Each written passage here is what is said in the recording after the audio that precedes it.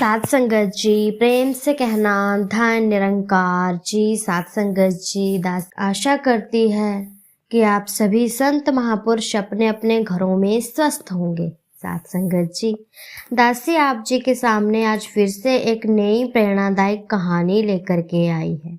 कहानी का शीर्षक है कि ईश्वर सर्वश्रेष्ठ होता है।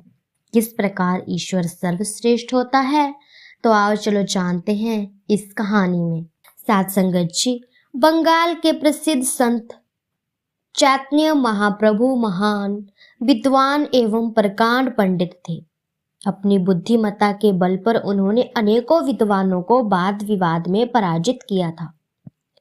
उनकी ईश्वर भक्ति असाधारण थी, यद्यपि उन्हें वाद विवाद में कोई रुचि नहीं होती थी, परंतु अन्य विद्वान उन्हें हराने के उद्देश्य से आते तो उन्हें चर्चा करनी पड़ती थी। एक बार एक विद्वान हट करने लगा। उसे वाद विवाद में महाप्रभु को हराना था। उसे प्रेम से समझाते हुए महाप्रभु बोले, मित्र, यह बुद्धि चातुर्य का खेल मैंने अनेकों वर्ष खेला है, परंतु उसमें न मेरा लाभ है न तेरा लाभ। उल्टा यदि मैंने तुझे हराया तो तुझे दुख होगा और मेरा अहंकार बढ़ेगा। इससे अच्छा भगवान के नाम स्मरण में अपना संयम बिताएं। भक्ति में कोई भेदभाव नहीं, स्पर्धा नहीं, ईर्ष्या नहीं। जब तक जीवन में श्रद्धा के फूल नहीं खिलते तब तक सिर्फ चर्चा वाद विवाद निरर्थक रहता है। परंतु वह नवयुवक विद्वान सुनने को तैयार ही नहीं था। चैतन्य महाप्रभु बोले, भले आदमी मैं आज तक सिर्फ तर्क वितर्क करते समय शब्दों का सहारा लेते हुए ही वाद विवाद करता था, परंतु अब मुझे सर्वस्व ईश्वर के अस्तित्व का एहसास हो रहा है। तो फिर अच्छे बुरे का निर्णय करना मेरा अधिकार नहीं है। सच्चे भक्त को किसी से भी वाद विवाद करना अच्छा नहीं लगता। चाहिए तो मैं तुम्हें लिखकर दे सकता हूं कि बिना वाद विवाद किए ही तुमने मुझे हरा दिया। कृपा करके मेरे भक्ति मार्ग में अड़चन न डालो। तुम भी सत्संग करो। सतगुरु कृपा से आत्म सकारात्मक होने के बाद तुम्हें भी सारा संसार नश्वर लगेगा। मान सम्मान यश अपश इन बातों का महत्व ही नहीं रहेगा। चैतन्य महाप्रभु के समझाने का उस विद्वान पर कुछ भी असर नहीं हुआ। वह महात्मा चैतन्य की निंदा करने लगा। वह अपनी बढ़ाई करने लगा कि उनका अहंकार मैंने तोड़ दिया। महाप्रभु के अनुयायी इस बात से बहुत नाराज हो गए। उनको समझाते हुए महाप्रभु बोले, कोई हमें अच्छा बोले अथवा बुरा, हम उनके कहने से अच्छे या बुरे नहीं बन सकते। अपने कर्म, भक्ति और समर्पण से श्रेष्ठ बनते हैं हम। ईश्वर भक्ति का आत्म सुख छोड़कर कांच के टुकड़ों का हार पहनकर घूमने जैसा होता है। संतों की यह एक विशेषता होती है कि वह कभी मान सम्मान प्रतिष्ठा के पीछे नहीं भागते। ईश्वर से जुड़कर रहने में ही अपने को धन्य मानते हैं वो लोग, क्योंकि ईश्वर सर्वश्रेष्ठ होता है। इसीलिए किसी से भी वाद विवाद न करते हुए सुसंवाद रखें। सात संगत जी, इस पर दासी को एक बात और याद आ रही है कि एक बार की बात है, कृपाचार्य कौरवों पांडवों को नैतिक शिक्षा का पाठ पढ़ा रहे थे। सबसे प्रतिभाशाली युधिष्ठिर पढ़ाई में पीछे थे, दुर्योधन उससे आगे थे। कृपाचार्य द्वारा दिया गया पाठ वह तुरंत याद कर लेते थे।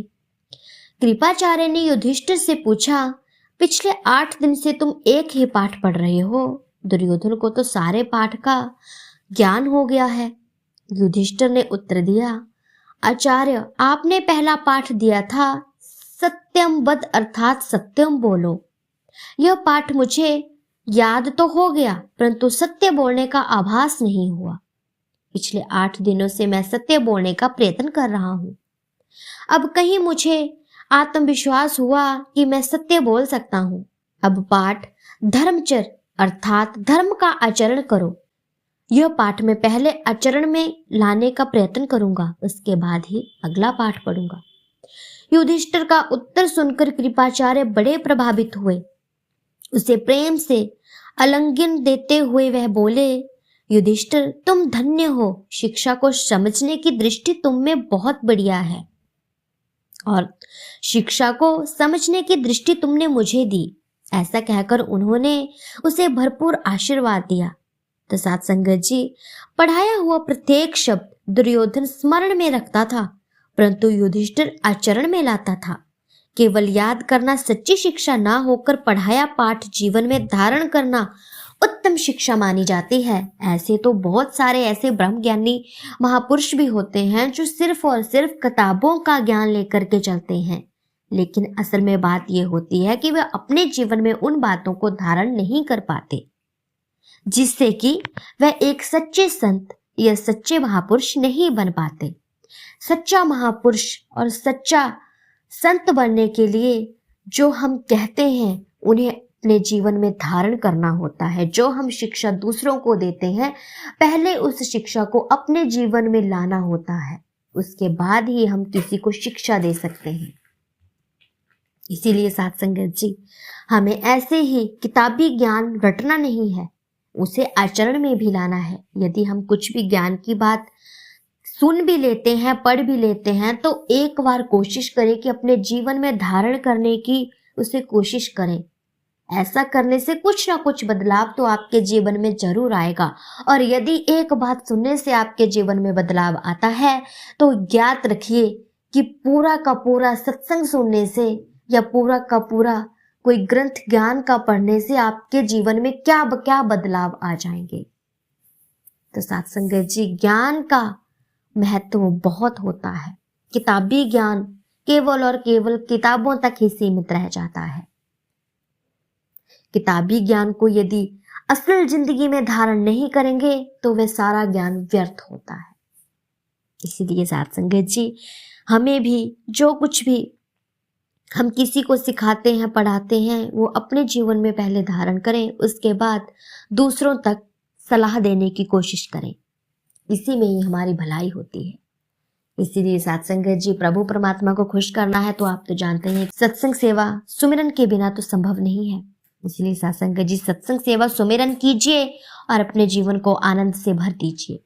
साथ संगत जी, दासी की कहानी आप जी संतों महापुरुषों को अच्छी लगी हो तो वीडियो को लाइक कीजिएगा, कमेंट में धन निरंकार जी जरूर लिखिएगा, क्योंकि साथ संगत जी ऐसी ही प्रेरणादायक कहानियां दासी आप जी के सामने हर रोज लेकर के आती रहती है। अब मिलती हूँ मैं आपसे नेक्स्ट वीडियो में, तब तक के लिए धन निरंकार जी।